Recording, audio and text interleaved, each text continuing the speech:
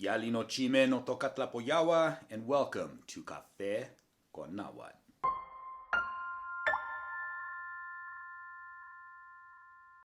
So first off, I want to give you all a heads up. My neighbors are having their house renovated, so some of the construction noise might be filtering its way into this video. So, sorry about that.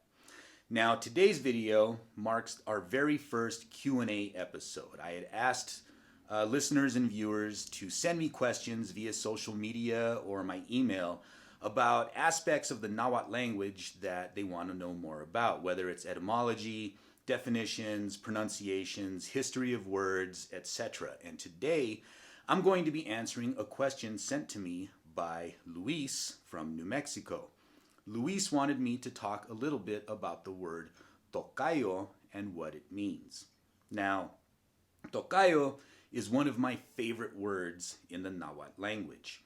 And this is because it is an Aztequismo, which is a Nahuatl word that is still used today in Mexican Spanish. So, if you are a speaker of Mexican Spanish, you have undoubtedly heard the word tocayo used over and over again.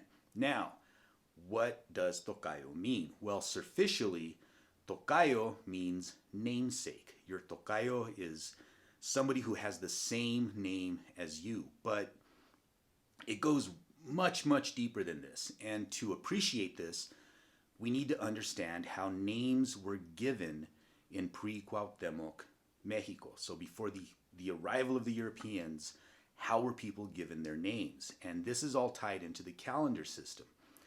You see, the name you were given was determined by the day that you were born on the traditional calendar. So if you were born with the name Quetzalin, you were given the name Quetzalin. If you were born on the day Acat, you were given the name Acat, and so on and so forth. Now what's cool is this name can change over time, right? As you grow and develop and become a person, your name changes with you. Your name grows and develops with you. You can have multiple names throughout the course of your life. So it wasn't always that one name that you were born with. Now, this is important because the day that you were born on determined your tonali. And your tonali was basically your essence. The very fabric of who you were as a person was determined by your tonali, and this was the day you were born on, which was tied to your name. So when somebody shares the same name as you, you're essentially saying that they share the same tonali as you do. And this is really important because your tonali, according to the ancient traditions involved in the calendar system, was almost like your destiny. So when you meet someone and you're like, mi tocayo, this person, it's more than a namesake. These people share your tonali. And when you name someone, for example, in modern Mexico, if in some communities, when somebody baptizes somebody else, they give them their name, it's seen as like you're passing your tonali to them.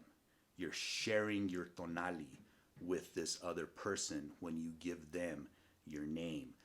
So it's a system of indigenous kinship, a system of community which survives to this day within Chicano and Mexicano communities. It's part of the fabric of our indigeneity. It's woven into who we are as indigenous people. This very simple concept of tocayo. So when you say, mi tocayo, you mean a lot more than, this guy shares my name. So I love this word. I love the system of kinship and indigenous community that is maintained through the use of this word.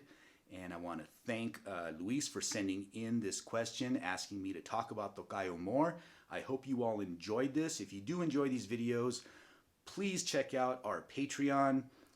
Starting at $3 a month, you can support this show and keep it going. You'll get access to our Discord community, and eventually, starting with the new year, March 21st, we're going to start putting out an additional video every week, and this is going to only be for our patrons. So, until next time, tlaskmati miak, no toka tlapoyawa, timoitase.